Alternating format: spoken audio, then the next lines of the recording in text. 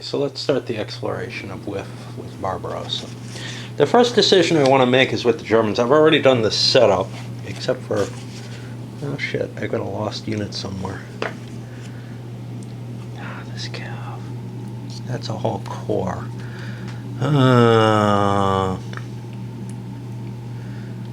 Let's put it here to protect these air units. I don't think they're in any danger, but we want to make sure.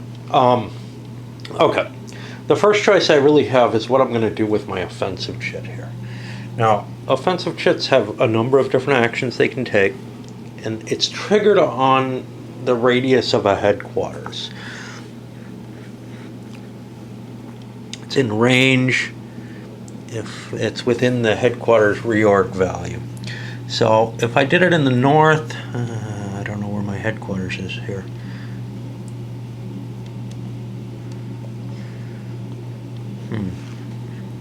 I have a couple of headquarters kicking around. I have the Romanian one here. That doesn't have much rearc, so obviously that's not going to be my choice. But I have a couple of them kicking around back here.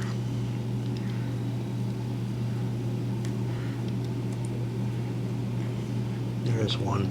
So that would be like a 6 hex range, so I could affect the units down here, and there's another one somewhere up here which is probably what I'm going to trigger it on.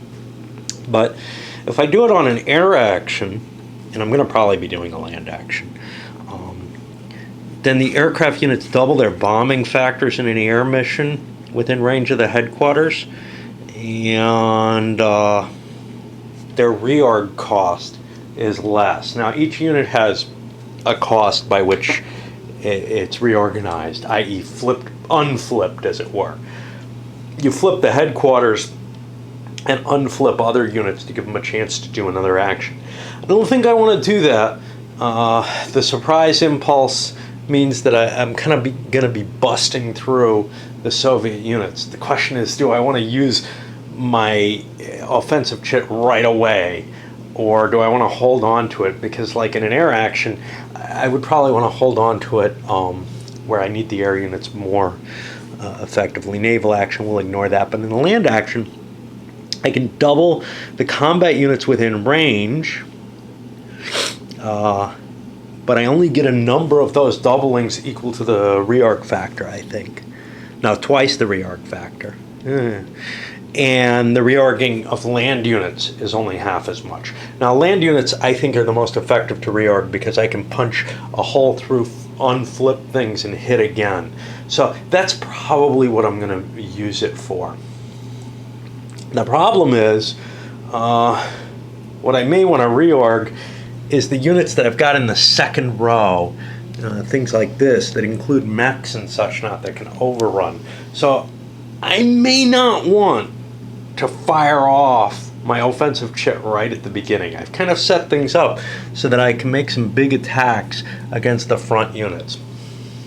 Again, more familiarity with the system is going to make that easier to handle. So let's jump back to the sequence of play, which there is a copy of it, I think, on the other side of this. A lot of good that does, right? However, we have a copy in the rulebook, and that'll help enough.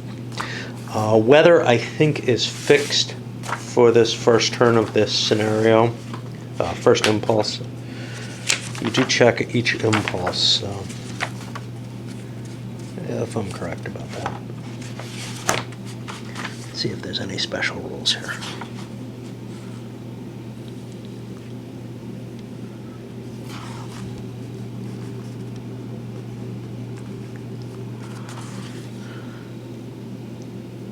The weather die roll for the first impulse is an 8, which means, all right, we got to figure out what zones we're in here. So this is the northern temperate zone blocked by this blue line here. That goes up to here, and then we hit into the Arctic zone. And then over here, it looks like more northern temperate running up there. So northern temperate and Arctic are what we're looking at. Northern temperate, I'm in May, June. will be fair weather, and Arctic is fair weather. In fact, all I'm likely, oh no, that's based on the die roll. So it is possible we can get some rain or such not. And the die roll, is it modified by something? It had better be, because we can't get a 12 otherwise. Well, let's see if there's a modifier somewhere. There is. If you get asterisks, those are going to be +1s to the next impulse's weather roll. So there's a possibility there's sort of weather systems that can happen. But they're global in reach, I believe. You don't roll for each zone.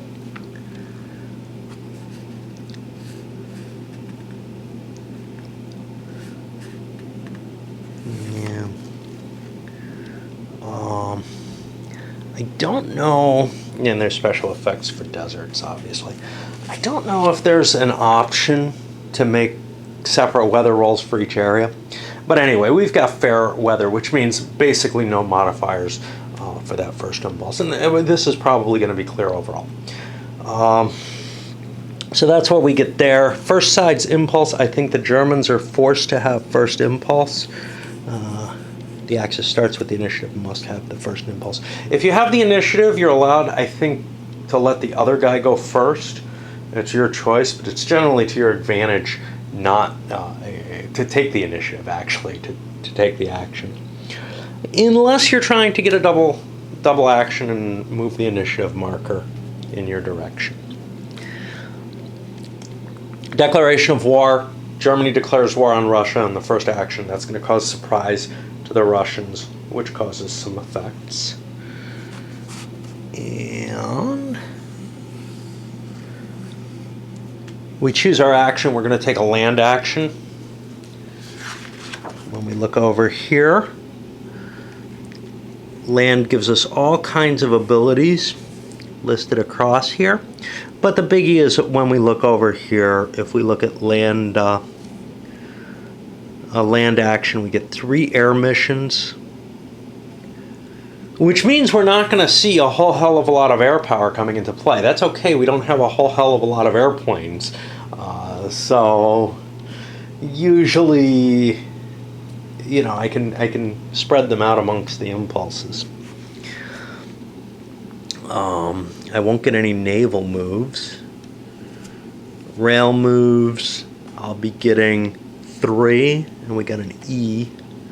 I don't know what those letters mean.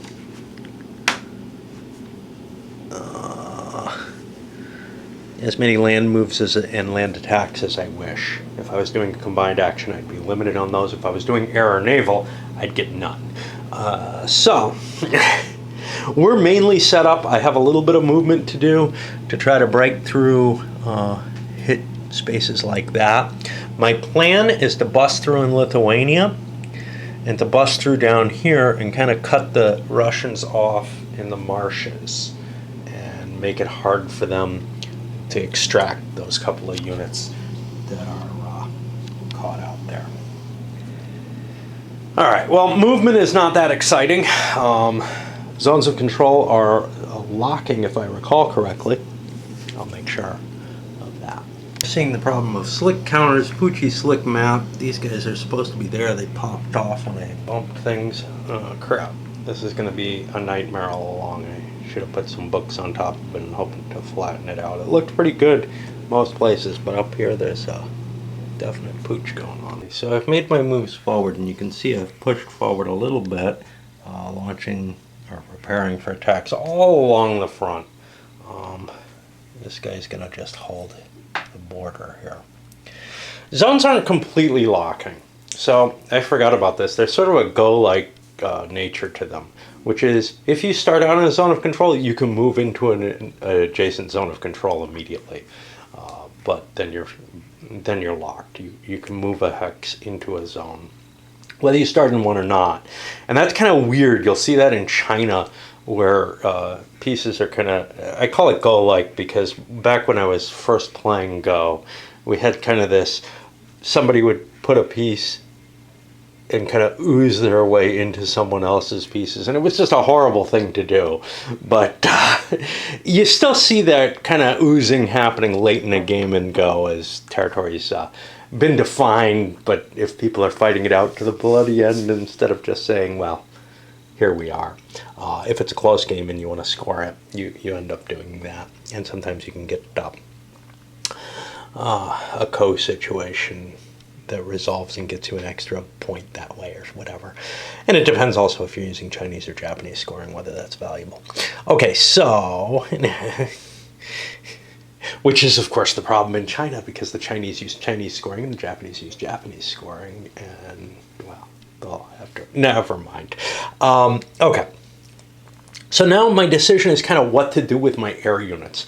Now I could use them in sort of a direct ground support role, in which case they add their strength, but it's better to use them as ground strikes. The way ground strikes work is you roll a die to see if you can get, I think it's equal to or under, and I think these dice go from 1 to 10 instead of 0. Yeah, I'm pretty sure. And you target a unit and you're trying to flip that unit. And in particular, one thing I didn't mention, there's two types of, there's units with white print and units without white print. Now, units with white print have 3 strength points when they're flipped. Units with no white print only have 1 strength point. So they're very, very easy to bust through.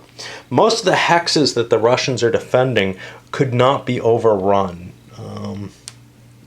This was the exception, and I ignored that, and I'm going for the city here. In particular, this is kind of bad. The South's not going to go well because I'm not getting across the river on the first impulse when the surprise is in place.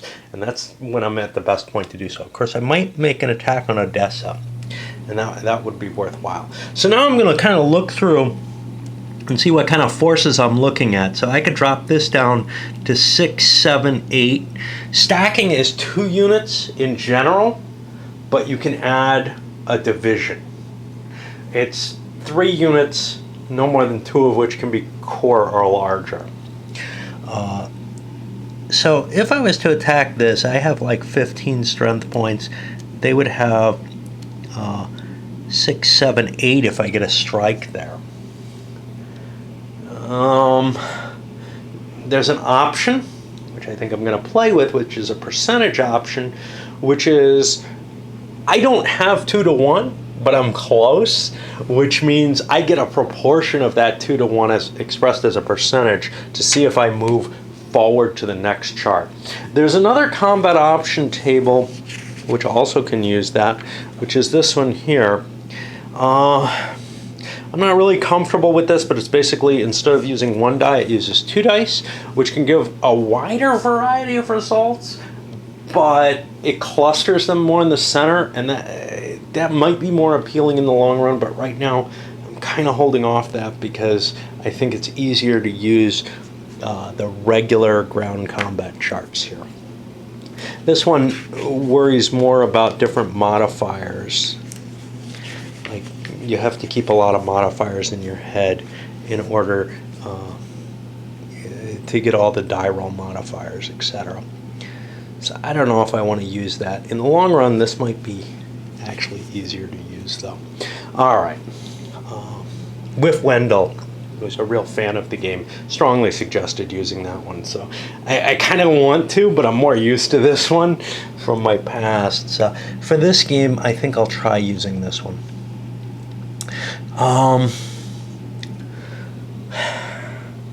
I can do my airstrikes kind of with impunity at this point. So let's see how, because none of them can be intercepted. The Russians are surprised. So I'm going to get a grand total of 3 air missions. And what do I have back here? I have some crappy Romanian bombers who probably can't do much. First of all, this guy, he only has a range of 3. He's not going to reach anywhere. That was kind of dumb of me. These are probably kind of fighter bombers. This thing's only got a bombardment rating of 2 here. And if I'm hitting Odessa, that's a city. It's got a 1. No overrun. Does it have any air effect? Not directly. So something like forest halves the aircraft factor, so I'd have almost no chance of blowing through that. But here on a 1 or a 2, I could knock that out. And I don't have to decide on my attack if I'm doing it as ground strikes as opposed to if I'm throwing it in as air support. So I'm going to do this. Let's test this one out. Now, normally the Russians would be able to bring their planes up and intercept this. But I'm just going to fly this guy as a mission. On a 1 or a 2, he hits. I'm going after the bigger, like the core-sized unit that's not white print. All right, I missed. So this plane flips because it's done, and it has to return to a base. The range of 4, I may just drop it here, keep it a little closer to the front. I'm going to have trouble in the south. That's not where I'm focusing. Okay, so that was one of my air points, and there are rules for night flights too. I'm sure as hell not going to be doing them with surprise, but basically they change the nature of the anti-air situation. I'd have to worry if there was anti-aircraft fire capable. That would be something like this. I also have the ability to bombard with these artillery, which I probably ought to look up how that happens, but I think I just have a strength of 2, but then the artillery can't be used later in that impulse. And I don't know if it flips it. Kind of makes sense if it does. I'm not really... Artillery is a new thing to me coming in on the deluxe stuff. I don't know if I really need to throw that extra firepower in there. Yeah, if I fire the artillery, it will flip it automatically. Now, the artillery might not flip in a combat, but it probably will because it'll probably be an assault combat. Worse than that, what I didn't notice, mountains have a terrain effect in combat. Most things don't, but mountains, desert mountains, they double the defender. Swamp doubles the defender. So these are rough places to fight, and I was kind of counting on just hitting this. I'm not sure I'm going to be able to bust through this. I may just aim at this and try to cut it off and make life hard for it to get out of there safely. Again, we're just kind of exploring. This is by no means going to be an optimal attack. So given the mountains have, and also, well, they don't help the defender against air. So the best thing I might have to do is to hit one of these. Now, the regular unit's going to be doubled. I'm going to go after that. I need a 1 or a 2 to hit that. So I'm just going to blast at that with my artillery and see if I can knock that out. The other unit's tripled because it's a mountain unit in the mountains. And that's particularly, you know, they like the mountains. That's why they're mountain units. I miss again. And I'll work up and try to figure out, you know, do I want to bust through this, try to knock this down to a 1 strength point unit, and that kind of thing.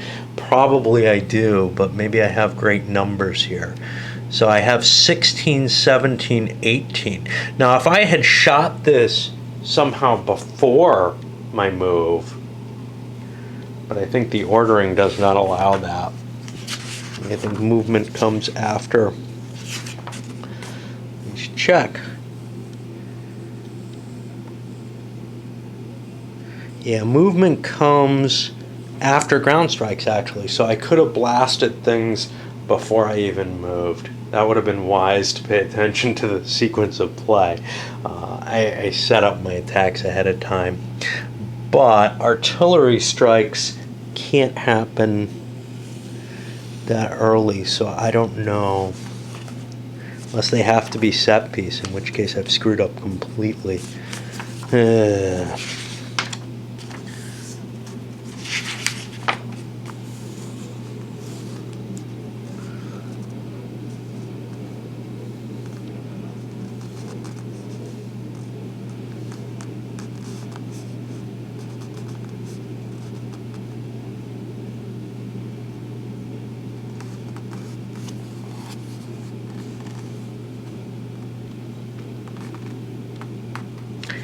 I really don't know about that. Is there some looseness to this, or are they supposed to be done absolutely sequentially, as I may have just cheated? In this order. It has to be in that order. Yeah, I'm not sure if the artillery is supposed to be in place before the move. It would kind of make sense. It's a set-piece battle and everything. We're all in position to bombard. On the other hand, the artillery can work fine in a regular attack. So I'm going to give them that ability. I could have been set up here even though I wasn't. I wouldn't be able to overrun this no matter what because of the woods. The woods prevent an overrun. So we'll see if the artillery blasts its way through. And we get this one, which is going to make that an easier attack. We'll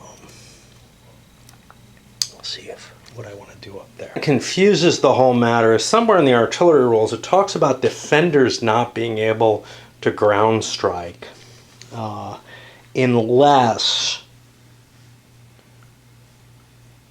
they can, if their hex is being attacked, which kind of leads me to believe that this is done not during the airstrike phase that's up here that I had.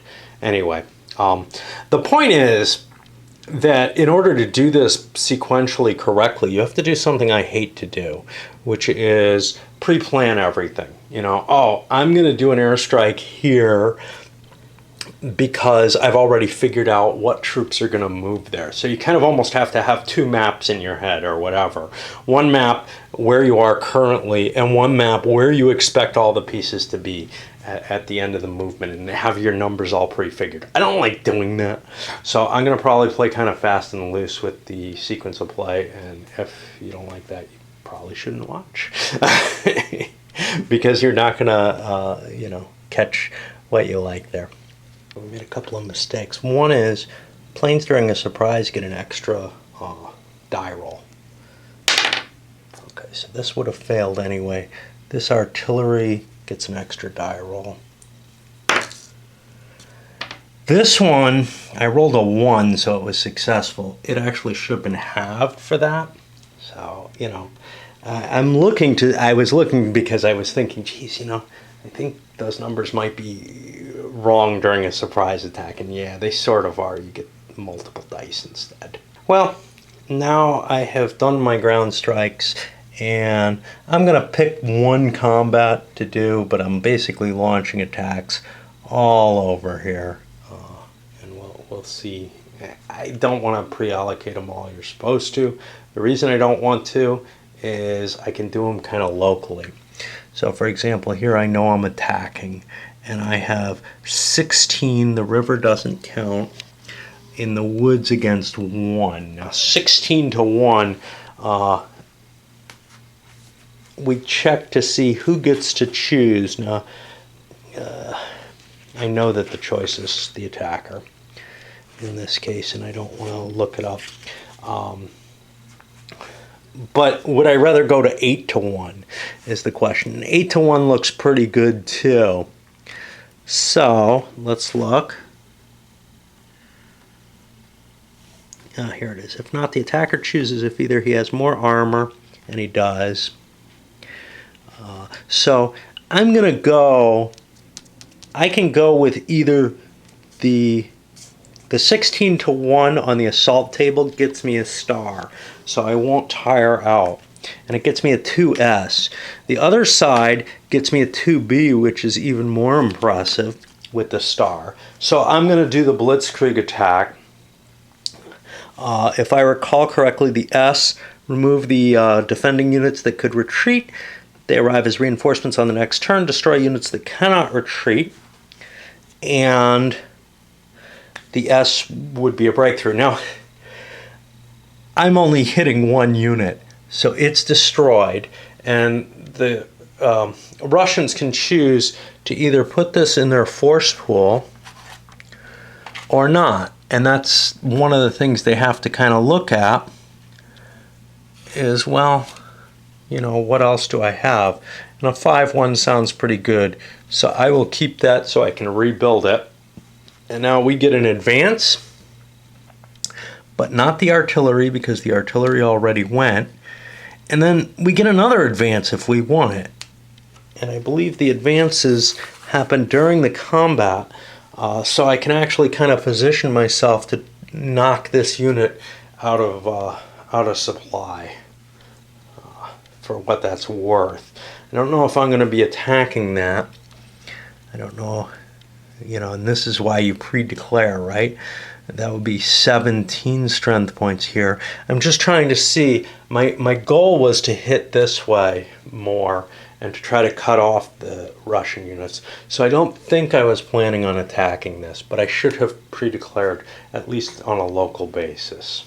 Considering the attack against this, these anti-tank guns are tank busters. They have a red. That means if they're facing armor, they don't just count as the 3 points of defense that they are, but count rather as double that, 6 points, which means this is going to be more problematic to hit than I was counting on. But I do really want to try to punch through here. So I'm going to look to see how many strength points would have gone into here.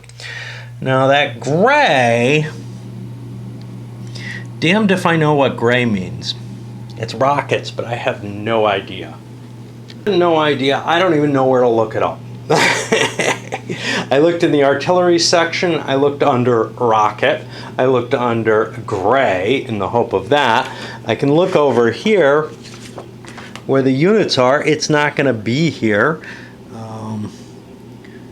We have lots of different colors, but it doesn't bother telling me what those mean, what they mean on the particular types of artillery and special effects. So, for example, on the air, the red circle tank buster, but there's no gray circle that's emphasized anywhere. This is a pretty rare thing, and I'm sure there's a special rule somewhere about rockets. I would think it would be under the artillery section. Maybe I missed it, but I don't see it. So I'm going to just ignore it.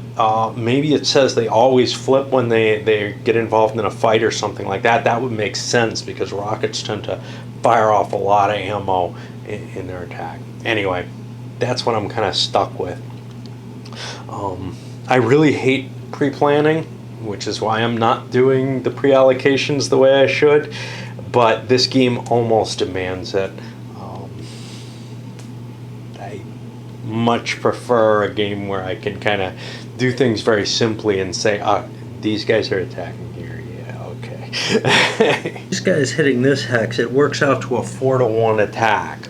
And now I can choose either Blitzkrieg or this. Blitzkrieg looks better.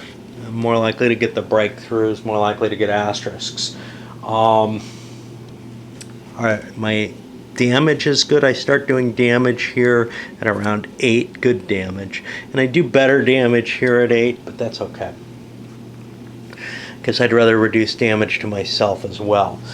The problem is these charts go out to more than 12, more than 10, and I see no modifiers for pluses. Now, I know if you're attacking, you get like a +1 if you're attacking units that have a flipped unit in them. I forgot about that.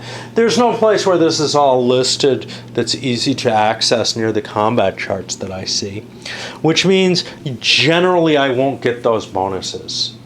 Even if I'm due them, because otherwise, basically, the only way to know them is to absolutely memorize a rule book. There's no player aid that supports it, and I'm just not willing, to hunt down those rules to learn them. It's not the way I like to play. I like things on a player aid, and if there isn't something there, and I cannot find anything there, I guess the designer figures they're not that important. Okay, so we're looking at 4-to-1. I see nothing that modifies me. I know there have to be more bonuses than, well, it may be +1 per flipped unit or something. And we get a 7, which says we're going to get a straight up breakthrough, which means these guys all get knocked to next turn. I don't know where to put them. It doesn't really much matter. I'll put them in the 1 box. And they'll come in as reinforcements. And because I got a breakthrough, I'm able to kind of punch my way out, and that'll affect the retreat possibilities of this unit. Another thing that you got to keep in mind is what order you want to make the attacks in. There's a lot to be balancing and flipping around in your head on this, and given that you have to pre-allocate all the attacks, what the hell? Basically, I'll try to figure out, what odds I'd be likely to be attacking on. This is a real bitch to play opposed, because obviously your opponent might want you to follow the rules, right? And, what you really kind of have to do this is to set up little counters everywhere to indicate what units are attacking where or whatever when you're dealing with something as big as the Russian attack. It may not be a big deal attacking France, but it's a pretty big deal with Russia. And maybe not in this game, but once the Russian front becomes much more solid, it's going to be hell.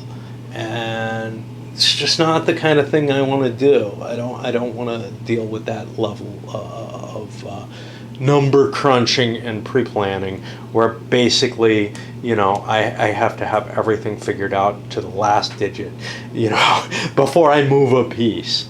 That's one thing that I find incredibly frustrating about playing this game in an opposed setting. I feel like I can just fudge it solo, but I tried to play countries that I could get away with not having to do much of that. I never wanted to play Germany.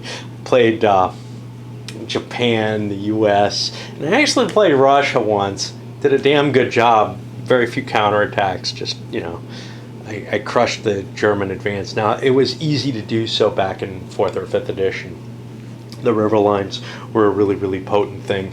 And no Russian worth his salt is going to be defending up along the border the way Stalin historically did, which of course means the game will never follow the historical path of a Barbarossa attack in quite the way that it actually happened historically. And that's a problematic thing. This is supposed to be a detailed military sim, and largely it is, but there's nothing in the game to promote you to do historical things in any sense, There's no morale bonus or whatever. There's just nothing in the game that makes you even think that you might want to do that. Of course, a pretty strong reason why I have no compunctions about doing DoD2 as the basis around this, just because, for all that this game explores the military side in so much more detail than some of the others, it doesn't do it in a way that matches reality well enough that I feel I'm getting any particular great insight into the decision making. And that's not something to just hit World in Flames about. Any game that goes into a great deal of detail about any subject matter generally tends to be less historically accurate than one which abstracts things a little more. It's too hard to get everything right. And that's, again, another reason why, hey, fuck it, I'll be sloppy, because I don't think the rules do a great job of expressing what they're trying to do. We're going fairly well for the Germans, but then they hit a couple of stops, and you can see I'm getting a mess due to the map and the slick counters. It's, again, part of the price of playing this game. If the counters had a matte finish on them, they wouldn't slip around the way they do. It just ends up being horrible. And the slick map, the old map was bad enough. The slick map with the slick counters just makes things horrible. So anyway, I've gotten down to about here.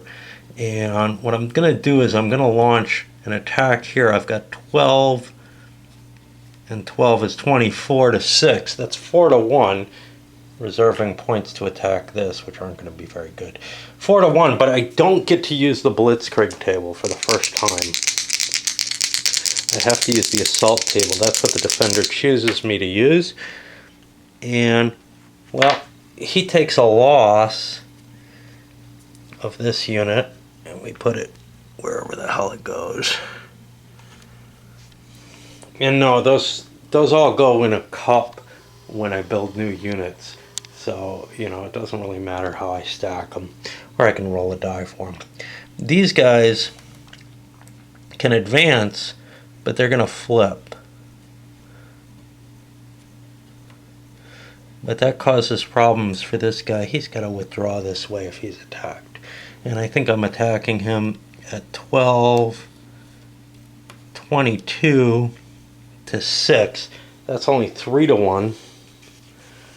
I don't think there's a +1 for surprise. And that's again going to be on the assault table because the mountains say the defender has the choice. Oops. No, 6, 9. Only 2 to 1. I don't think I want to make that attack. That's not likely to do much. At least not to the defender. So I'll hold off on that.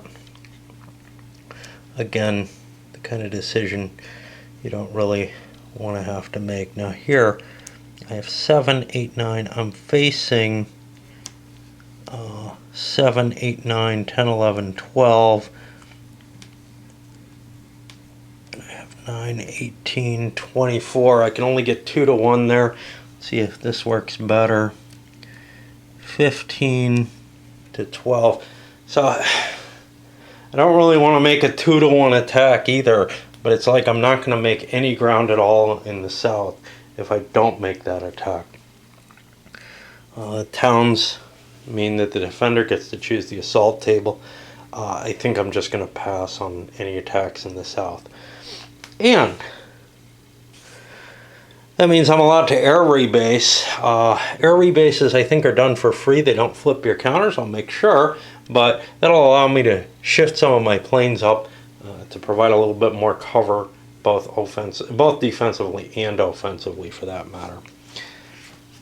So I did not do any ground support missions. I could have done an infinite number of those. I did ground strikes and used all my air power on that. So I can't do any rebases because rebases are actually limited by the chart as well. So that's my 3 air moves that I'm allowed, and I already did all of them.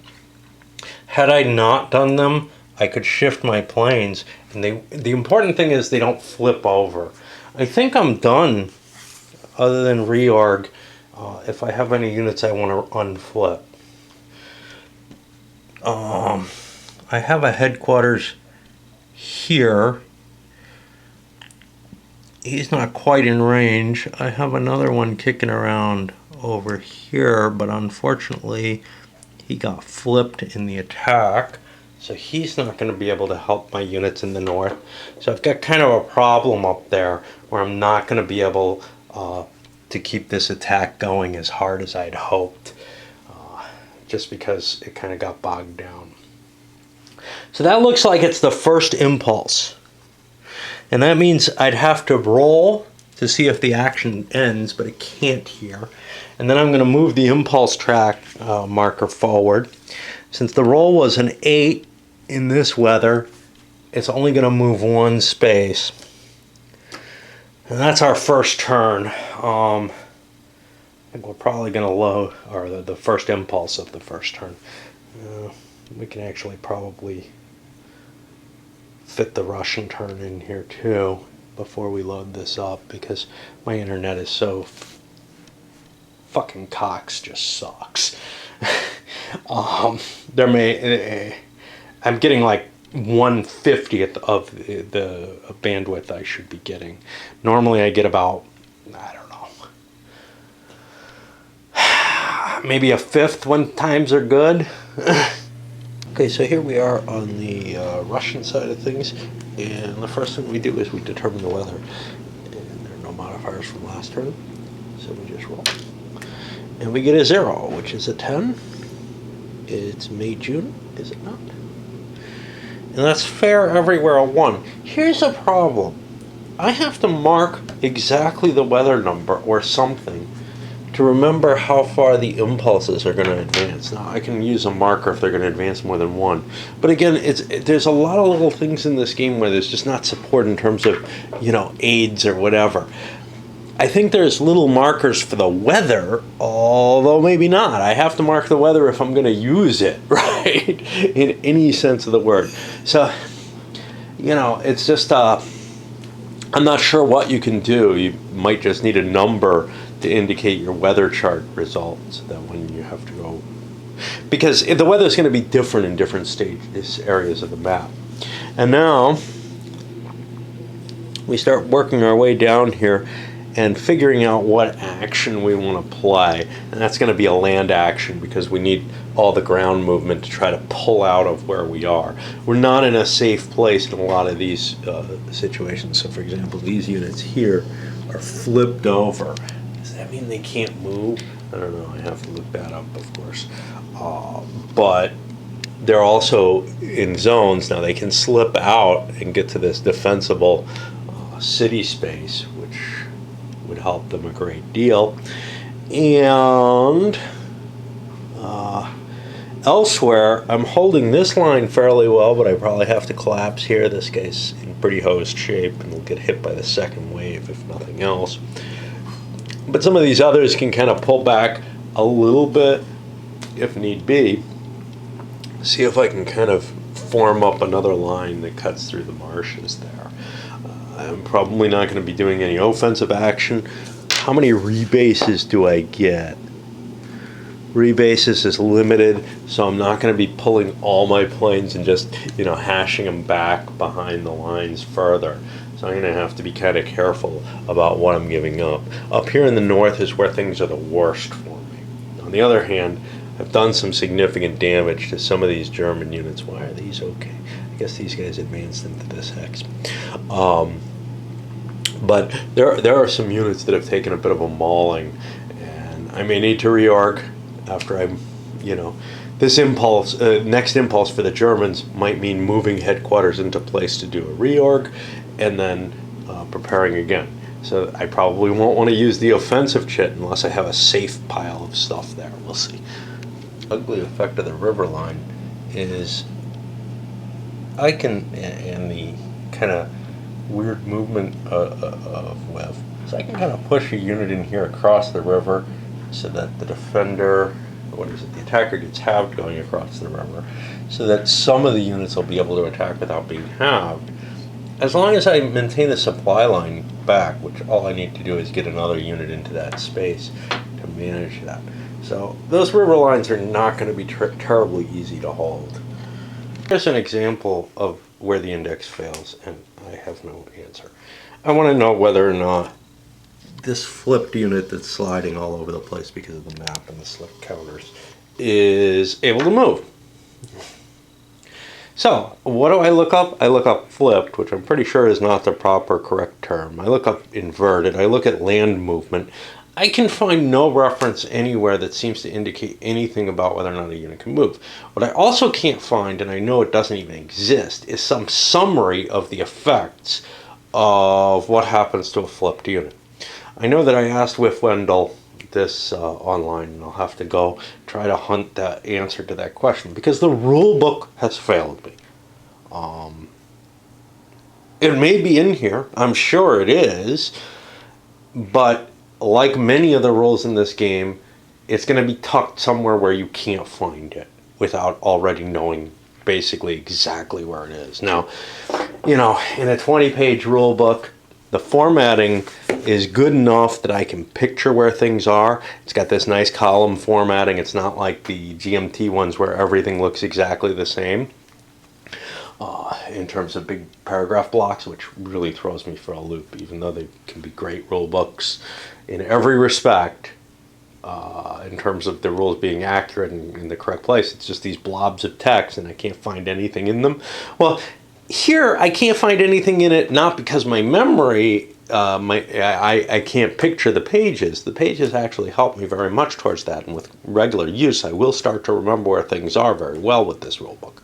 What I can't do, though, is find it if I haven't memorized kind of where it is in terms of location. And memorizing where something is in location isn't too far from memorizing the rules in terms of the amount of effort you want. You want both. You want to be able to find rules both by, oh yeah, I absolutely remember where it is, but also by the index, them being repeated enough times that you can find them. I can't find this one. And it's a really important concept in the game.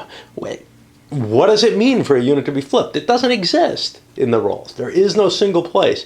There's, oh yeah, you know, they can't attack. Oh, they maybe have an effect on combat, which I'm gonna, you know, use, but don't remember where it is exactly. And I think they can't move, but I can't be sure. Fortunately, it wasn't one of the things he mentioned, but it is right up here, under land movement. Very first thing, basically, each land unit allows you can only move a unit once. No, only face-up land units can land move. Again, not where I expected it, but it's a good location for it. It's just frustrating that there's no place that you know, sort of mentions all that. Just like there's no place that mentions all the different combat modifiers and such. So that's going to cause some problems for the Ruskies. They're going to have to pull out and stretch their units back. And they're going to have a real hard time holding the north the way I set up. Okay, let me put this here because we had a bad roll for the German turn, and this is a real shame for them. A 1 over in May, June. That means we're going to get +2 on the next roll. That means more likely good weather. But this is about as bad as it gets. It's going to be snow up in the Arctic and storm in the northern temperate. Those are the two zones we're worried about. Snow reduces supply range, reduces the odds for land attacks.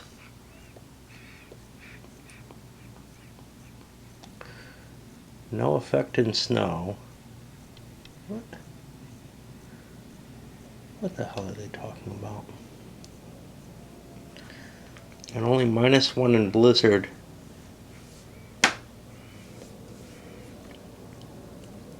If attacking units are mountain, ski, Soviet, white, Brent, Finnish, Norwegian, or Swedish. Okay. So those special units are the problem, but are the bonuses. But if so, the first loss will be against them. Storm reduces supply range even more. I may actually have problems being in supply. Like here, 2 hexes gets me to here. I have to actually hit a town. Now I could hit the Romanian town if I fill that. And then rail back. But these guys, unless they're in a town right now, they're gonna have trouble being in supply. I'm really not able to attack, and the real risk here is the Russians may be able to attack, so I may actually have to fall back and give up ground just to keep my units, or else I could push my headquarters up to about here, which would get me supply in Romania. But this is painful. Expensive reductions in the attacks. I can't fly air missions. Basically, I just lost my second impulse with the Germans. It's also going to extend the amount of time there. So I got to think real hard about what I could possibly do with the Germans. I may take a sea action, a naval action, or I may actually take a combined action. Because I think there's significant land movement I want to do. But I kind of like the idea of getting some of my boats out. Nobody's been doing that. This isn't a scenario where you'd really want to do that, and I haven't gone over naval rules much at all. Well, I haven't gone over them at all. But there are some advantages to having some boats out in the ocean, so I think I'll end up doing that. I was going to bring Hungary into the war. I think I'm going to still do that. I got to hunt down what they are. I should have brought them in the first turn. Finland, well, the Russians had to strip a unit. The rulebook suggests, you know, the player notes for the scenario, having a couple of units up here in Stalingrad and a few up here. Man, I don't know how I can afford it. My lines are so drawn thin. But my first impression when I first set up was I forgot about Finland entirely, and then they could have just rolled in. So I got a lot of defense up there, which means the Finns probably don't want to come into play. But the Hungarians, they have no reason not to bring them in. I should have brought them in on the first turn even. Okay, so one of the first things I get to do is naval move, and in a combined action I only get one. I'm going to send my fleet out. Now what's kind of neat about naval movement is I have, I think the yellow number is movement factors, not range. There's two different things. No, that's range. Where's speed? Speed is also a factor on these suckers. Their movement allowance here. So range is how far I can go away from my ports. Movement allowance is basically how many movement points I have. So these guys all have 3 movement points except for this submarine. That's fine. As a force, I'm going to move them all out. 1 into here, and then they upgrade into different boxes. 2, 3. I can leave them behind, and I think there's no harm to doing this, moving my sub out to the 3 box. What do those boxes mean? We'll get into that more when we do the naval segment, but basically those are my search boxes. That's my ability to interact with the enemy and to surprise them. So that's of some value. I don't know whether or not I can fly my naval air out there.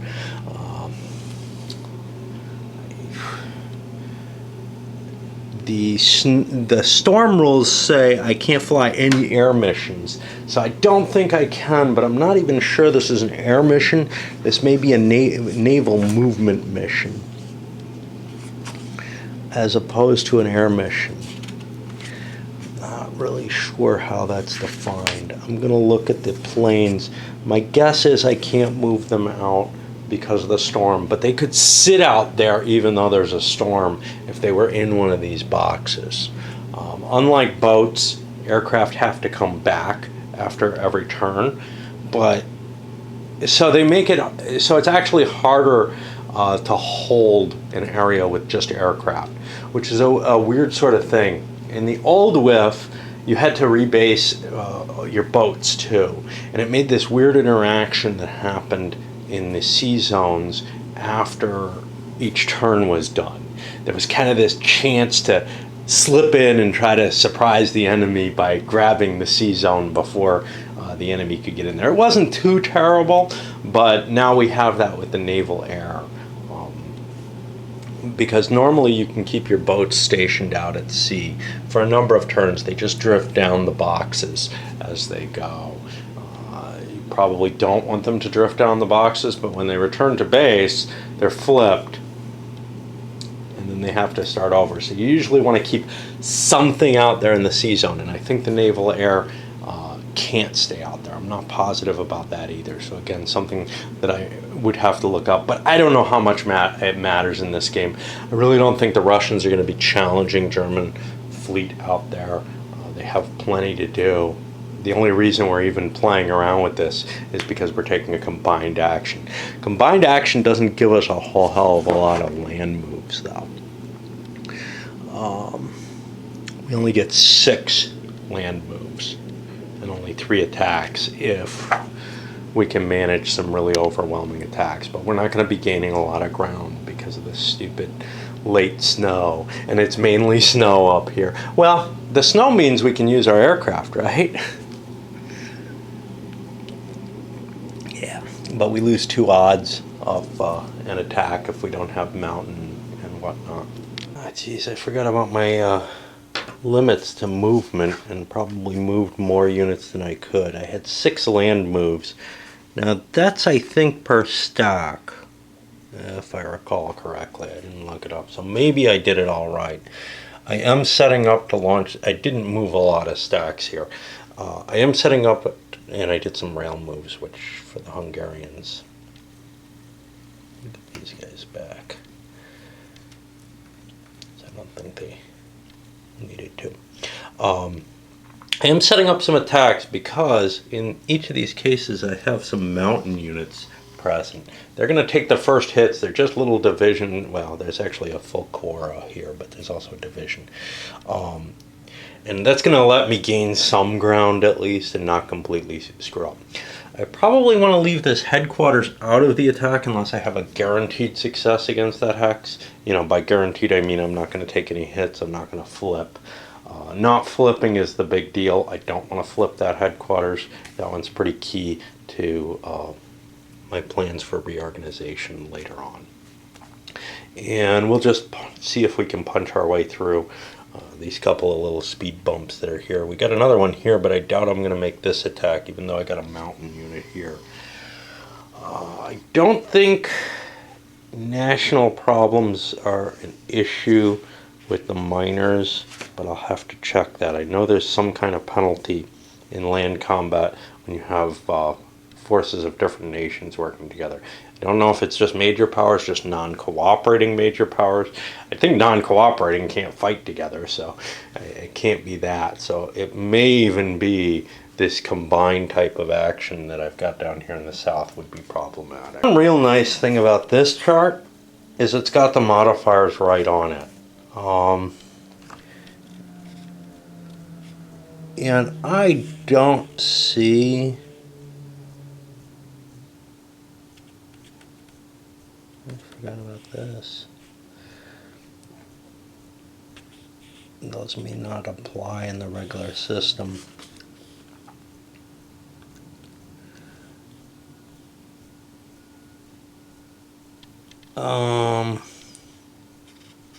Each cooperating major power attacking. I'm assuming there's a penalty for that in the basic. I looked for it in the rules. I didn't find it. And obviously there's nothing here. You know, this is just such bullshit to give you a combat chart without the modifiers available on it. That's, yeah, I know the game's crowded enough in terms of charts, but is there something we could have given up here?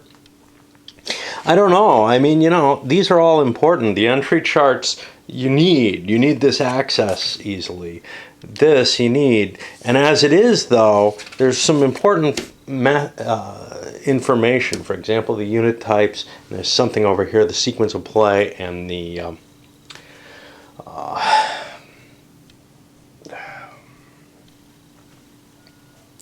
options chart. The options chart is kind of a checklist. It kind of makes sense to print that out. That, you know, are provided in places where you really can't do anything with them. You're going to have to photocopy them or whatever to be able to use these player aids to any effect. So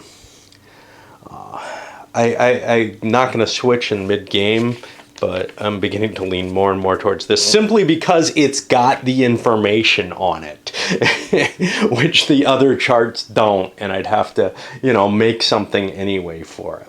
So I don't know. Important factor, this Russian unit will escape if I'm not careful, but I have a fairly heavy stack here that gets 16-1 against it because it's flipped. So I would kind of like to make that attack. And I have enough attacks to make 1, 2, 3. So those are the 3 I'm going to declare, and I'll figure out precisely what's hitting them later. I don't need to do that now. That won't even have an effect.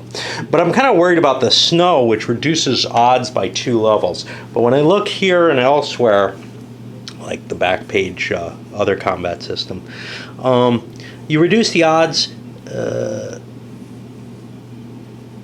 But they give the example here, so like 11-1 becomes 9-1. Well, none of the combat charts really deal with things like 11-1. So I'm going to assume that I'm actually reducing the odds, which is what it says, rather than just column shifts. Which means with like 16-1 with a blitz attack, I'm going to get the ultimate result against that. I'm going to be destroying it and not get flipped. So I should be able to do quite well on both my attacks. Major thing I forgot is reserves. The Russians have a pile of reserves. They have these and a couple of these. These are all German reserves. They get placed on the map as soon as the war starts. They get placed flipped though, which means they're not terribly useful. Now this is different from when you bring a unit, an army, a minor country into the game. The Hungarians came in, the rules here in the playbook say, I think it's in the playbook, no, maybe it's in the rules, say they get their regular forces, but their reserves come in the next turn, which is just a little different and feels somewhat incorrect, or nah, I'm trying to think, not anachronistic, but something similar to that I'm trying to reach for. Do the Germans want to do a reorg from here? Probably not. I'm having real trouble getting my headquarters where I want it. I screwed up so bad by getting that one headquarters nuked, because I want to reorganize the units up here so I can push harder, and now I can't. And my advances on the first turn, which is real important, is not going to be making the ground that I want. All my attacks were successful. This one was actually not guaranteed. I was hitting the assault table because it was a city, and I was only down on like the 5-to-1 chart, but I figured I'd make the roll anyway because it was, I want to make some ground, but I could have been really unhappy about that. So these guys are going to come on the board. This sucker moves forward 2 spaces. There's still no chance of it ending. I'm going to put a red die here to remind me that it's the Russians' turn. What I'm not going to be able to remember easily is what result I got. So I'm going to put a little counter or something there. I'm in May, June, because I have a +2 to the die roll on the next thing. In like a lion, out like a lamb, and all that. We're going to get the bonus in terms of, for the next impulse, in terms of the weather is going to be fairer. You don't get 2 storms in a row as easily or something like that for the Soviets. And I got to figure out where the hell these things are going to set up. I thought they were all going to go in here and be available next turn as builds. They're not. Or the Russians start moving their units and withdrawing. They've got some interesting choices. The weather is good. They're over here. I think what they want to consider is whether or not they want to do any airstrikes. If they manage any airstrikes, they can knock out some German units from being able to act in their next impulse. And if I choose my units well, like say this armored unit here in the woods, this isn't an optimal choice because it's in the woods, but it's an armored unit which is not white printed. So, well, it doesn't really matter if it's white printed, but it's a big strength armored unit. And knocking that out and preventing that from pushing forward could slow the German advance more than, say, using the same planes and ground support. So it's very attractive. The disadvantage, of course, is my range. So I could fly this bomber 1, 2, 3, 4, 5. It couldn't quite get there, but it might be able to get to one of these others. But the fighters that I would be covering it with can't really reach. My planes are really designed to fly that ground support mission by being back here. Now, why are they back here? Well, because otherwise the Germans can can ground strike them. And, sure, there's fighter cover I could provide for that as well, but the Germans have more planes, better planes. So it's going to be kind of tough for me to get anything off up there. Now, down here I have a couple of bombers within range of an attack plane fighter. So I could hit some of this infantry here. That might be useful. This is probably out of range. I got some planes here, another fighter. So I could actually airstrike some of this stuff here. I don't know how valuable it is. It looks like the German command up here is pretty beaten up already. So I think I'm going to forego using my planes there. These guys are too far from the front right now. This guy's got quite a bit of range. But again, it's the fighters that are my limiting factor here. It's got a decent air-to-air combat, though. It's a pretty heavy tactical bomber, actually. So it might or might not get through, but I'm looking at German fighters, with air-to-air values of 5, and I just don't want to lose my unit for this. Another factor, though, is I'm probably going to want to do some reorg. Some of these units that came in, well, Chichenko here can reorg these 2 units. He's got 2 reorg points. It took a while for me to figure out how many points it is because there's no simple chart, and one of the problems why there are no simple charts in this game is that there's all the, or at least in many cases, there's all these options. So any simple chart that would affect something like, say, a reorg value chart, well, in general, it's 1 per unit, except if you're not doing the right kind of operation. So if you're doing a land operation, it's 1 per unit for land units, but I think divisions are a half. I think that's squirreled away under the divisional optional rules, which is not in that section. It's only in the divisional optional rules section. It's like they didn't really integrate the rules as fully as they might have. They just did cut and paste jobs, and where they could put grayed out sections into one section and say, yeah, this is that would be fine. In some cases they do catch up, but not completely. So anyway, it's 1 per unit in general, but if I wanted to do a land operation, a land phase here, and then I did an air, if I use some air units, reorganizing the air units would cost 2 each, and likewise with naval. If I did an air phase, an air impulse, I could reorganize my air units for 1 each, and only ground units would only be 2 per. So, and there's also doubling, like, and this is again an option. If I want to reorganize a mech unit, it actually costs me 2. So getting this unit into play, I'll cost 2 from this command. But if I did it from somewhere or another, yeah, I have Zukov back here. If he did it, he would only pay 1 per. You know, there's a lot of factors like that. I probably need this unit, and I might as well use my reorg to do something. So I think all I'm going to be doing is moving and reorging, because I don't see too much value to the planes. And there isn't a lot of movement I want to do. I just want to do this, pull this back. These guys, I think, are in as good a location as they can be. This line cutting through here is pretty solid. Germans are kind of slowed down this month. That snow turn, a misapplication of the headquarters, it all kind of combined to create a problem. I've got some tough calls on the rearg. I'm going to use Chinchenko to reorganize this mechanized unit. Mainly because a mechanized unit is going to help prevent overruns if I can get that into a defensive position. And he's not in a great location otherwise. Now, he can't be reorganized by any means until the end of the turn. Headquarters kind of get used once. It may be possible with an offensive chit to reallocate one of those. I don't know.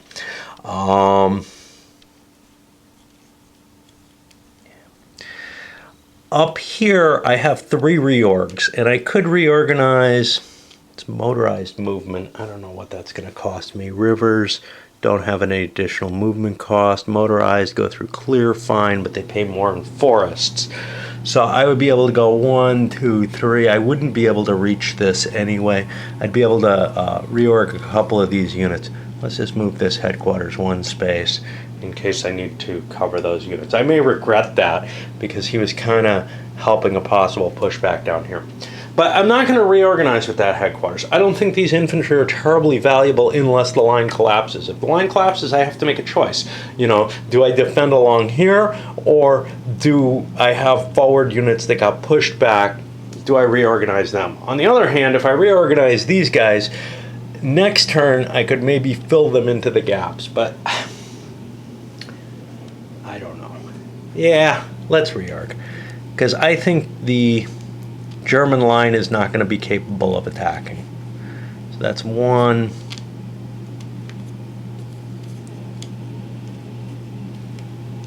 2. And we got a 5-pointer somewhere. 3. We'll reorganize these units, flipping this headquarters. And those should be able to push into place and stiffen the defenses here if the Germans reorganize their own attack. Now, over here, on a -1, I could end the turn. Well, I can't roll a -1, and I can't roll a 0. But I would get a -2 if all powers passed. But this is only a 1 or 2 map game, so the best I can do is get a -1 to the die roll. So I can't possibly even get a -1. I'm going to get a 0. The weather was good enough that we moved forward by 1. Just put the German marker here. I'm going to load this up because chances are this turn is going to keep going for a little while, and this video has gone long enough, I think.